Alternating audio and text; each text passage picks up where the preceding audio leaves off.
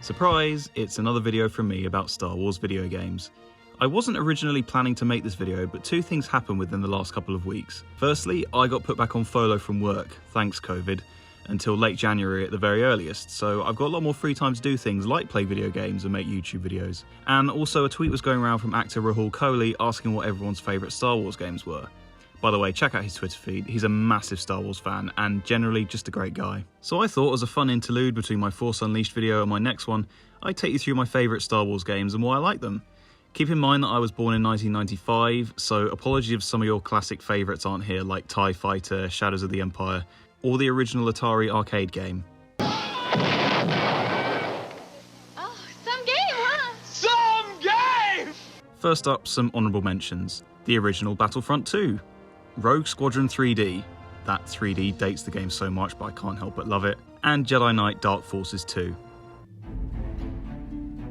This only missed out on being number 4 because, I've got to be honest, I haven't gone back to replay this since I first completed it. Fallen Order is generally exactly what you want in a Star Wars game. Sympathetic and likeable characters, universe-enriching lore, and fun swooshy lightsaber gameplay. EA and Respawn's 2019 adventure delivers on all three of these. I can't wait to see the future journeys of Cal Kestis, Merrin, Seer, and of course BD-1, bless his tiny droid feet. The world of the game is beautifully realised and manages to tell a new and interesting story without clashing with or ruining pre-established canon, and obviously it doesn't hurt that you can hurl stormtroopers off ledges. As for replayability, I think my one issue is that I like Fallen Order more as a Star Wars story than a game. I found myself a lot more emotionally invested in the characters than I expected, but I don't feel like the gameplay was really tied to that. It's my first Dark Souls-y game experience, and I wasn't totally sold on the dodge and roll combat. Also, Ogdo Bogdo can absolutely get fucked. Star Wars as a gritty FPS doesn't really appeal to me as a general concept, but Republic Commando finds a great balance between blood-splattered combat in dark catacombs with the banter between you and your squad mates. It's also interesting to see the camaraderie and distinct personalities of the clones first emerging a whole 4 years before the Clone Wars series launched and made that the status quo. The voice acting is fantastic, the permanent heads-up display is incredibly immersive, and the way it alters traditionally comedic enemies like the battle droids into actually dangerous obstacles is great. No, really, super battle droids in this game are terrifying and need your whole squad's attention to take down. Little bit of a tonal whiplash there, LucasArts. Hey, you!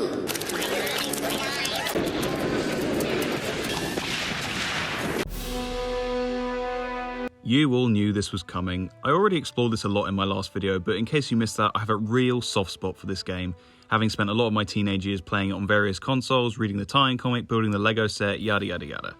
Besides the interesting concept, the nice ties to canon and Infinity's timelines, and the well-executed game mechanics, it's just so fun to play. I already mentioned Fallen Order allowing you to hurl stormtroopers around, but The Force Unleashed edges it on that topic simply by letting you follow your foes with the camera as they hurtle into oblivion. Whee! But yeah, fun gameplay, cool story, endlessly replayable. Shame they never made a sequel. Wait, no, how did this get in here? Yep, controversial choice this one. EA's general business practices at the time of this game's launch in 2017, yikes. EA and DICE's acknowledgement of their failure and future investment in the game throughout the next 2 years, absolutely phenomenal. Battlefront II was the first new Star Wars game I'd played in about 7 years, and I couldn't believe how good it looked, sounded and played. The attention to detail and flawlessly created worlds, vehicles and weapons still takes my breath away. More than that, the sheer number of game modes, skins, heroes and maps is a gateway to endless fun. The space combat didn't get as much post-launch love as the ground-based combat did, but the versatility across all 3 Star Wars eras is pretty much perfect. My biggest issue is that the campaign is fairly short, but that's kind of par for the course of multiplayer Star Wars games by now. At time of writing, Battlefront 2 is the game I've spent the most time playing in my whole life, with 14 whole days clocked on my Xbox One at last check. That's in danger of changing, however, because at number 1... I am, and probably will be for the foreseeable future, addicted to Star Wars Squadrons. It launched at the start of October, and so far I've logged over 100 hours of playtime. It's my second most played game on Steam, and it's probably got to the point where my friends list sees I'm playing it again and worries about my mental health and sleeping pattern. I've tried digging into Doom Eternal and Phasmophobia just to make sure I'm playing something else every now and then. I was excited for the game. It's a Star Wars space combat flight sim, how could I not be? But it's turned out to be everything I never knew I wanted in a Star Wars game. The highly detailed evocation of the universe and all the different ships is one thing, Battlefront's been doing that since 2015, but the way you play the game really matters. Each ship handles differently in unique ways. There's a power management system that allows you to move energy between shields, weapons and engines. If you're in a TIE fighter, it doesn't have any shields. This is not only accurate to canon, but also makes playing as the Imperials a totally different experience. With the exception of the TIE Bomber, which can survive a head-on joust with almost anything, please fix it, thank you.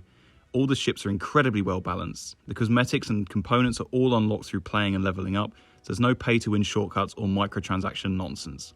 There's an 8-ish hour-long campaign which lets you see both sides of the post-Endor conflict and gives you all the tools and experience needed to dive into multiplayer without getting instantly stomped on.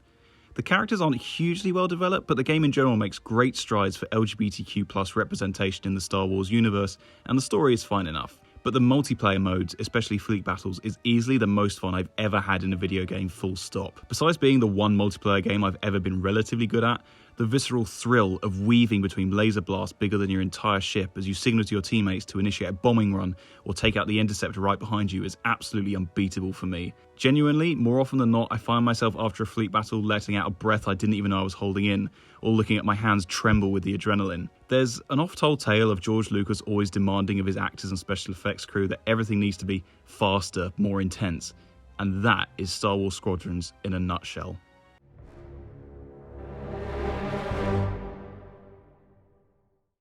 Thanks for watching, everyone.